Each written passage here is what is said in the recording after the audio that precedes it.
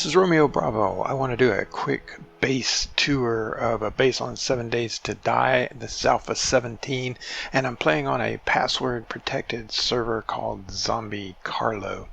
My base design is neither original nor all that complicated. It is this 5 by 5 cube that you see here, and I have a couple of things that I'm trying to achieve with the base design. First, I want it to be something I can defend by myself, but 5 or 6 others can join me if they want to. But the other is my all-time favorite weapon is the rocket launcher when I get to that point and it's available, and I like to be able to fire this off, and for it to make all the points you want to make on Horde Night, you need to get zombies collected into one place. So when you have a compact base like this, it tends to get everybody collected in that one spot. And you'll notice I've got the 2 rows of bars running around that square. The parapets over here were added a little bit later on, or whatever you call these little things off to the corners here. They were added later in the game. I had gotten to the point that I wanted to be able to jump up and shoot down at the base of the tower as the zombies got in closer to that.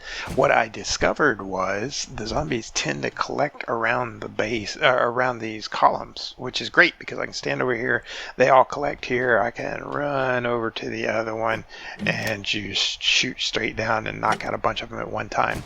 Because again, if you're wanting to make all the points on a Horde Night and you got the rocket launcher, you want all those zombies in one spot, you get lucky, you can get 5,000 and 10,000 points at a shot. So that's the basic base design right here. I would not normally put my name on the base, but there are others on the server who felt like that should be there, that we needed a sign, so they stuck my name up there. You've got you can see the boundaries of the claims. I've got 2 claims side by side here, the one with the base and the other for the garden over there, which is primarily there for the cotton.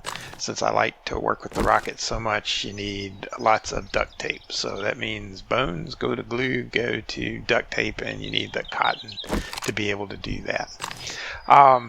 The other thing I should mention is I don't like having a separate Horde base and then some other base. I want my base of operations to be the one spot. I just don't have time for multiple bases. So this needs to be something I can be entirely confident the zombies are not getting in. So you may notice down there that there are 4 rows of reinforced concrete coming out from the base of the tower. The actual base of operations is under the ground there. You can see 2 entrances here on the north side, and if I run over here to the south side, you will see 2 additional entrances. So that's how you get in, and we'll run down there and take a look at that right now. So we'll just run over. Once I built these corners out here, it turns out I can just jump off the edge and get out over on the side. And let's go down and look inside the base. Down we go. There's the hatch up top as well as the vaulted door here to just give us a little additional security. And now we're inside the base. Underneath here there are 9 rooms that have been carved out. We had got some signs up here because we had some people staying in here temporarily. Use this as their starting point. They can just come in and set things up as they like. I will come down to a corner here and you'll get a sense. Let's see, we walked in that door right there. Here's 1 room, 2 rooms, there's a 3rd room down at the end of the hall.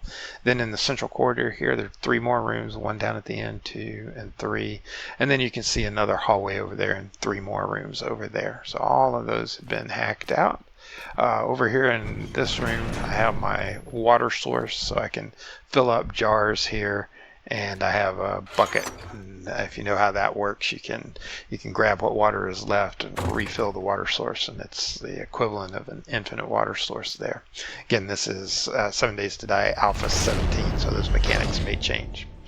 This central room is marked out by the different wall. It's not quite as secure a wall, but it's my primary base of operations. It has the flagstone walls just because it was one of the first rooms that was built. So I basically dug down here, and this was the first room, and I didn't have all the stuff I needed to do concrete. And I just left it this way because I'm relatively confident, stepping back out here, I'm relatively confident I'm not going to have to deal with zombies down here. I have just the crafting mechanisms that I use, the chemistry station right there, the workbench, the 2 forges, one for iron and one for everything else, but primarily for lead, since lead accelerated to a high velocity is the primary way for dealing with zombies. Then this is the cement mixer, of course. The arsenal is over here. As I say, I like to work with the rockets, especially on Horde Night.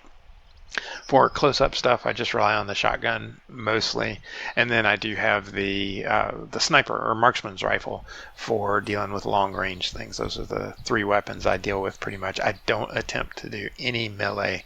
I just deal with everything with guns. And of course, if you're going to do all that, got to have the gunpowder. So we're well stocked on that.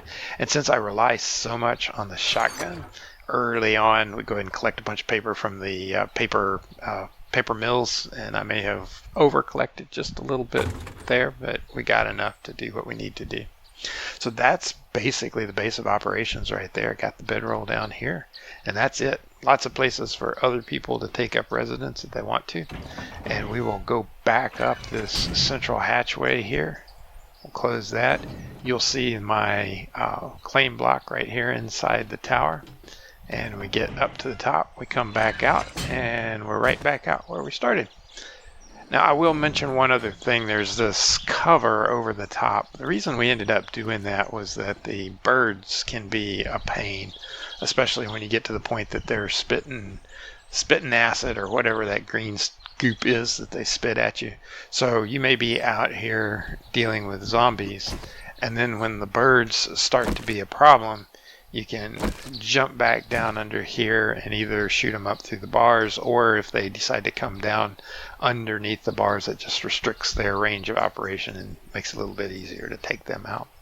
But that is the base that I built. It's fun when you have multiple people here just because it's more zombies all concentrated in the one spot, and you can take them out with the rocket launcher. And it's also easy to maintain. It's everything all compact, and I can be back up and ready to go after a Horde Night within just a couple hours, or at most the rest of the next day, and everything is rebuilt. Hope you enjoyed the base tour. This is again Romeo playing on Zombie Carlo.